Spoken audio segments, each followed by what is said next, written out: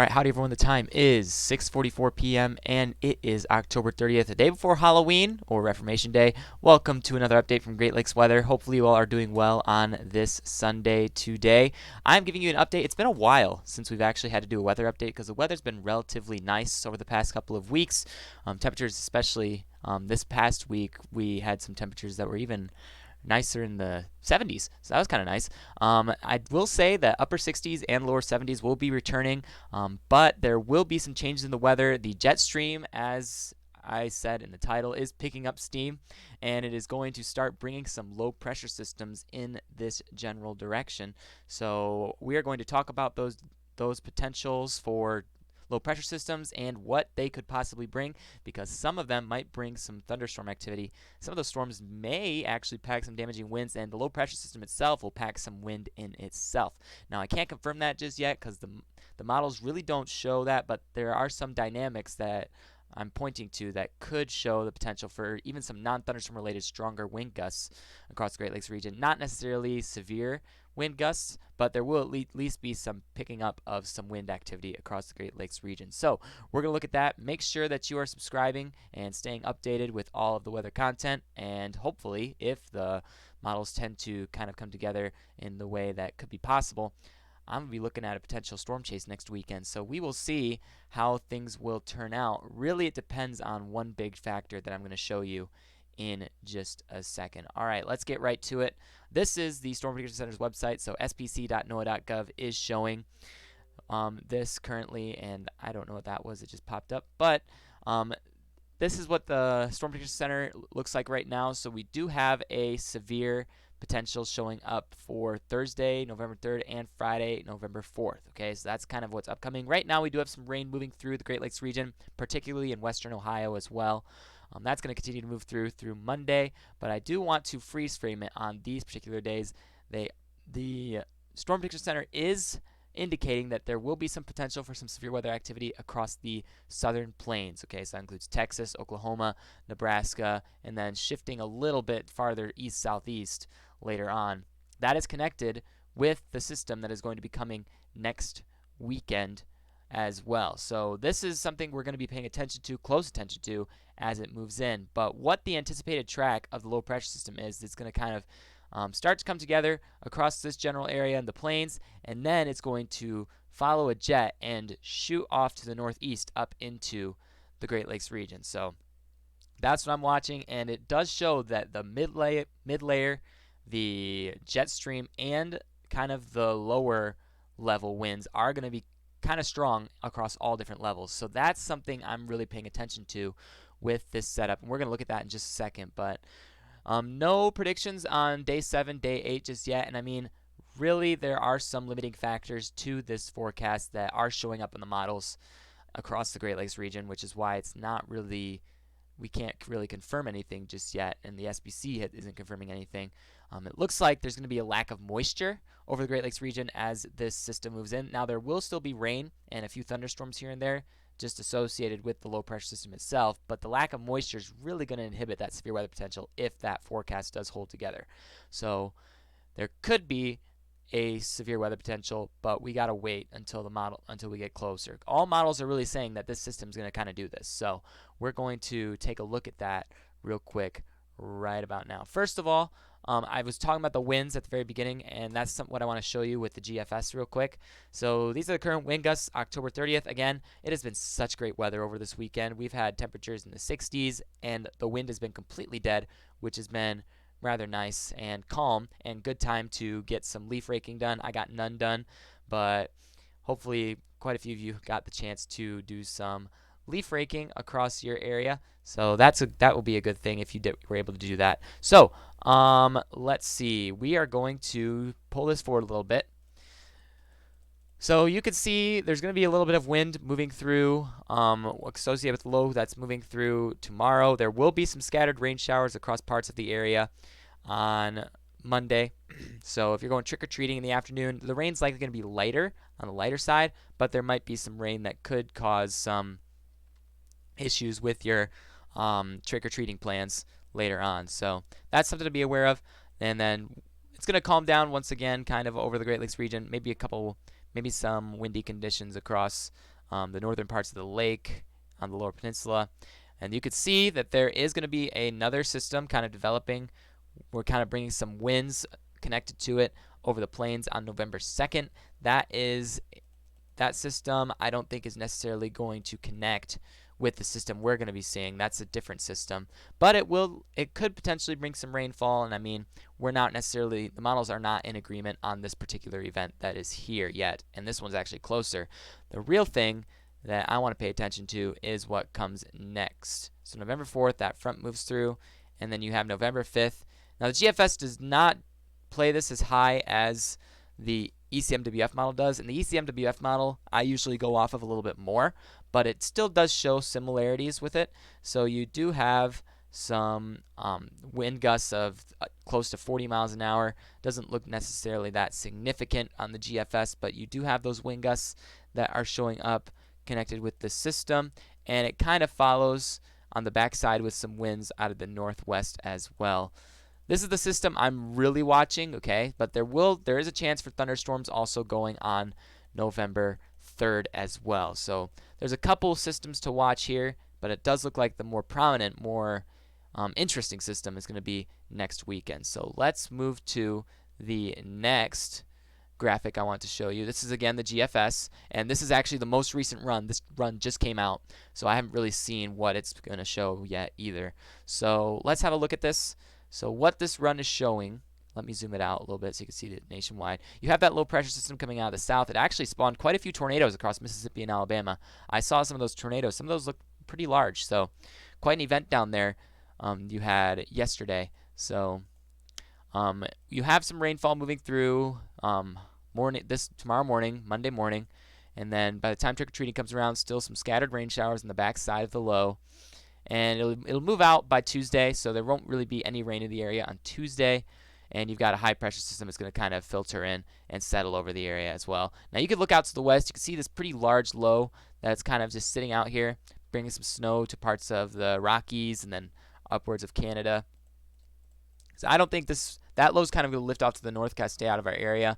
But the associated front connected to it will likely spawn a few showers and thunderstorms, especially in parts of Wisconsin. If I get a sounding, it doesn't really look like this event's going to be, well, in parts of the north, it does show some marginal severe potential according to the GFS, so that's different from what I expected to be. But you do have some high tops, some relatively lower cloud bases, a Cape value of 130, and temperatures in the mid-60s. So there is a little bit of Cape there and some instability, and it does look like those photographs do show some low-level wind shear connected with this storm. So November 4th might be an interesting day across that general area. It looks like it's gonna die out though come November 4th across our area. You do still have those cloud bases, but it doesn't really look like it looks like you're gonna have a little bit of a cap in the atmosphere that will not allow storms to be very significant across the Great Lakes region. So not really a concerning forecast November 4th. It does look like just mainly rain and not really heavy rain at that. So that's what's going to be moving through the Great Lakes on Friday. So coming around Friday during the day about 1 p.m. And it looks like there might be some reintensification of some storms, especially in parts of Illinois. If you get a sounding there, again, the cap does kind of start to break a little bit, but not too much. Doesn't really look like those storms are going to pack really significant potential with this event. So that cold front will move through, and it will bring some winds like in the backside as you saw in the previous GFS model run. It will bring some winds, but cooler temperatures will prevail behind it. So that's something to just watch. Oops, I went a little bit too far ahead. What I'm really watching is this next storm that's going to be developing down in Texas. So Sunday, November 6th, you've got those thunderstorms that are developing down here. And this is what the SPC is watching for severe potential. Currently, the hazard type isn't showing as anything, but you can kind of see that there is going to be some Cape there. There is some convective inhibition, but you can see that there's going to be some relatively higher tops, not extremely high, but higher tops with these storms. And you do have some wind shear. You've got eastern winds at the surface, and then you've got those westerlies coming back in as you go higher up in the atmosphere. But it's not really a significant change, but those photographs do show that rounded curve you want to see for low-level wind shear. So They are watching this particular setup here, I believe, for severe weather. So that's something to just keep watch of.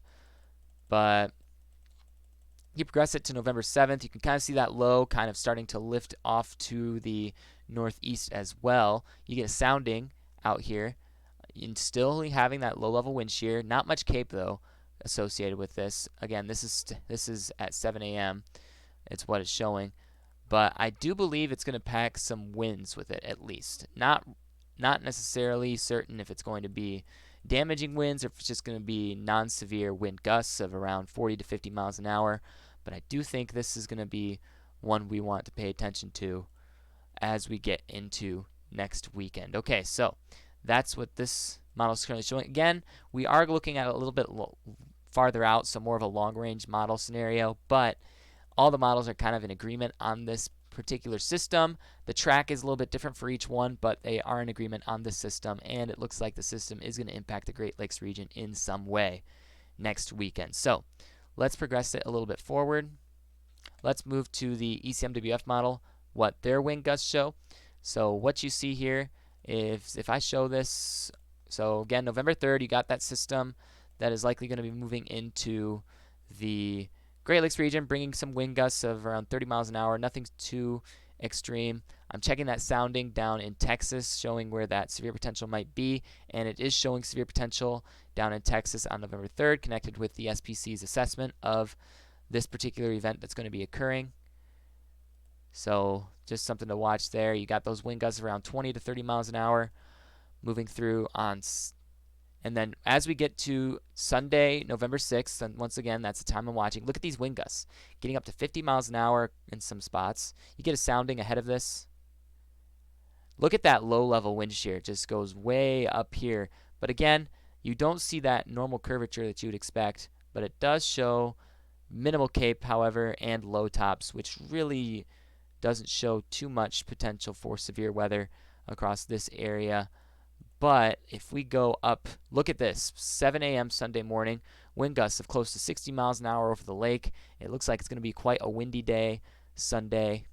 Even without any thunderstorms occurring, it is going to be a very windy day across parts of the Great Lakes region as this moves north-northeast. So, it's really looking like not really severe weather yet, but again, we're going to wait to see what the models continue to say as we get closer, but it does show some damaging winds connected with this event. 60 mile an hour wind gusts in some spots even as well.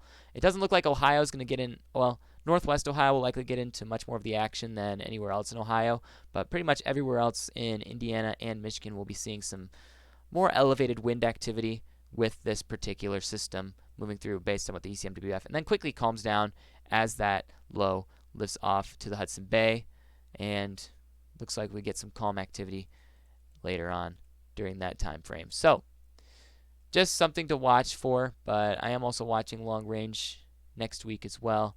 Doesn't really look like anything. Looks like maybe some lake effect snow could come into play as we get there, but that's a long range. We want to wait before we make that judgment. All right, let's show you what the precip looks like for this particular system. So again, over the weekend, so tomorrow, Halloween, trick-or-treating, you get some scattered rain showers moving through. The next event that is likely to occur will bring some rain, likely November 4th, especially across northern Michigan according to the ECMWF, and then you have this area down here that may be watching the potential for some severe storms based on what the SPC is saying. And then look how quickly here's these storms taking off on Saturday, November 5th. Again, you have that curvature on the hodograph indicating the potential for some low-level rotation in that area. And then look how quickly this storm takes off according to the ECMWF model. This is where your strong winds are coming from. This is why I think we could see some wind-driven thunderstorms that could pack some severe wind gusts. Look at these. Look at this setup here. It just looks like a gnarly storm.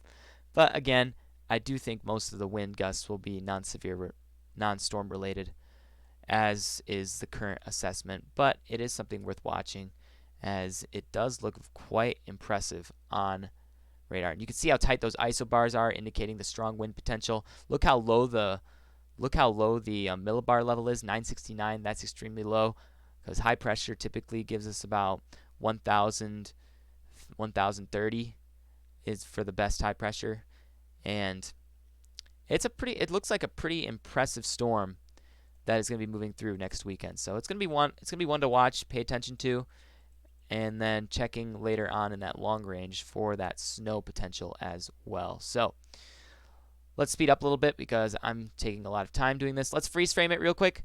The real reason why I think it's not really going to be a severe weather event as of right now is based on the moisture content. Okay, all the other dynamics are there. You look at the other dynamics for this storm. You've got a 500 millibar, so the jet stream. You really got those southerly winds, really strong southern winds with the jet, and then you also have, once again, with the mid layer, even very strong winds as well for the mid layer, and then at the surface you've got those strong winds. Really just strong south wind pretty much through all of this. Now the thing is, all those different layers have a south wind, so they're kind of all following along with each other. That is so that there's not as much wind shear as would be preferred for a typical severe weather setup, but still, given the fact that all of these winds are kind of traveling the same direction, does give the appearance that it could be a decent storm that will be moving through. The one thing that is concerning me about this particular forecast is the moisture content. Once again, this is the run taken right before the storms would be anticipated to hit, and 6Z is 1 a.m., so that's actually relatively early, but you've got really dry air ahead of the main line of storms, so dew points are in the 30s, 40s, really dry air. Relative humidity is going to be quite low with that particular thing, and that's really going to choke the thunderstorms from their level of moisture. Now, areas farther south, such as Illinois, Missouri, those places, with that dew point still going up there, you've really got some pretty impressive photographs with that particular setup there. But it's looking like it's going to be pretty dry over the Great Lakes, so it's going to be something to watch. Even the Canadian models accepting that there could be a storm moving through. I get a sounding from the Canadian model as well. You do have that slight curvature in the photograph, but again, that's not showing any hazardous severe potential. So there's a lot to watch with this system, a lot of different ingredients that are going to be coming together. So maybe some thunderstorms November 3rd connected with that system, or pretty much 3rd, 4th, 5th. It's going to be kind of a wild card because, again, the models are still coming together. And then we got to watch that system on the 6th and the 7th that could potentially bring some stronger winds across much of the area. Likely maybe even see some good waves out on Lake Michigan and on the southern part of the Upper Peninsula. So it's likely you'll see some good stuff there if you want to go get some shots of some pretty high waves. So just don't go in the water. All right, that's pretty much all I wanted to show you. Make sure, once again, that you subscribe. Thank you for watching. Hopefully this information was beneficial to you. All of this information is public. You can go to pivotalweather.com to check it out, or the SPC, and, well, this channel is not associated with Pivotal Weather, but we do use it for reference for weather models. So hopefully this information was helpful to you in getting some information out there, and make sure to check out all our other social platforms. You can visit the website that's attached to our channel description, and I will see you all as this storm approaches, because there will be likely more videos to come on it.